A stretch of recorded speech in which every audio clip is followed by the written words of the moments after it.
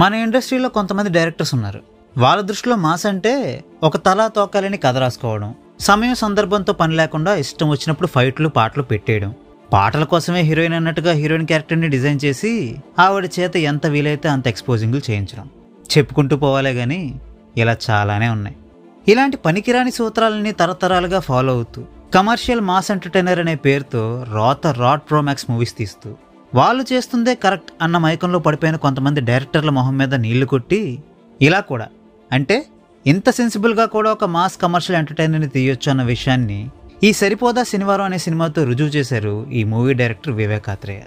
వివేక్ ఆత్రేయకి ఇది చాలా పెద్ద ప్రశంసేనని, కొంతమంది డైరెక్టర్లకి ఇది చాలా ఘాటైన విమర్శేనని నాకు తెలుసు. కానీ ఒకటి చెప్పండి, నేను చెప్పిన దాంట్లో వాస్తవం లేదంటారా? నాని లాంటి హీరోలు, వివేక్ ఆత్రేయ లాంటి డైరెక్టర్లు మన ఇండస్ట్రీలో ఉండడం సంతోషించదగ్గ విషయం కాదంటారా? చాలా జాలే, మరీ ఇంత ఎందుకు లేపుతున్నా ఈ మూవీని? ఇది కూడా ఒక నార్మల్ కమర్షియల్ ఎంటర్టైనరేగా అని మీరు అనుకోవచ్చు. నిజమే, మీరన్నది 100% కరెక్ట్.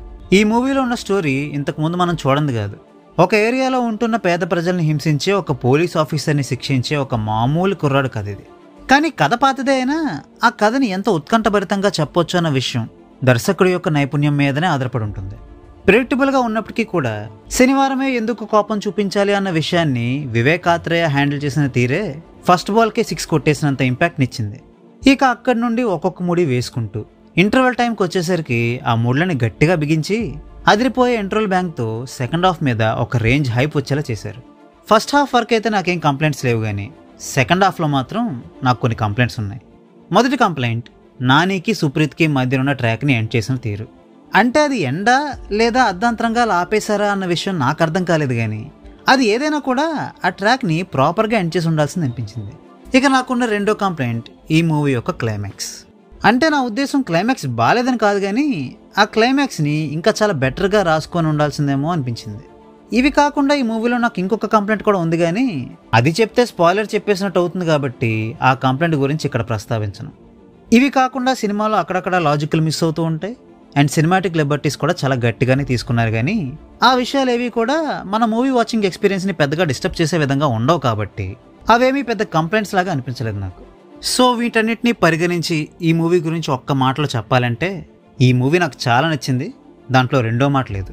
ఇన్ని కంప్లైంట్లు చెప్పి కూడా ఎంతలా పొగుడుతున్నాడంటే వీడు ఖచ్చితంగా నాని ఫ్యాన్ అయి ఉంటాడేమో అని మీరు అనుకోవచ్చు, బట్ అది నిజం కాదు. ఇన్ఫ్యాక్ట్ నేను లోకల్ ఎంసీఏ లాంటి మూవీస్ని నాని చేస్తున్నప్పుడు ఇంకోసారి నాని ఇలాంటి జానర్లో కనుక మూవీస్ తీస్తే ఆ మూవీస్ని చూడకూడదనే రేంజ్లో కోపం వచ్చినాడు నేను. అలాంటిది నేనే ఇప్పుడు నాని గారి సినిమాని ఇంతలా వెనకేసుకొస్తున్నాను చూసారా. సో దీన్ని బట్టి నేను చెప్పదలుచుకుంది ఏంటంటే మూవీ బాగుందా లేదా, నిజాయితీగా ఎఫర్ట్స్ పెట్టారా లేదా, ఇవే ముఖ్యం నాకు.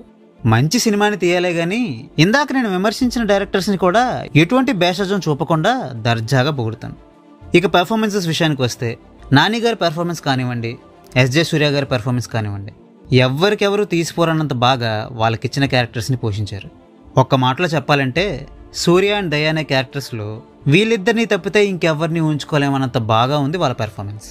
ఇక ప్రియాంక మోహన్ గారికి కూడా ఈ మూవీలో మంచి రోలే పడింది అండ్ ఆమె పెర్ఫార్మెన్స్ కూడా బాగుంది.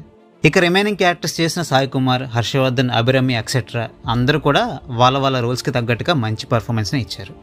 ఇక టెక్నికల్ ఆస్పెక్ట్స్ విషయానికి వస్తే జేక్స్ బిజాయ్ కంపోజ్ చేసిన సాంగ్స్ అండ్ ఎస్పెషల్లీ బీజిఎం ఈ మూవీకి మెయిన్ హైలైట్.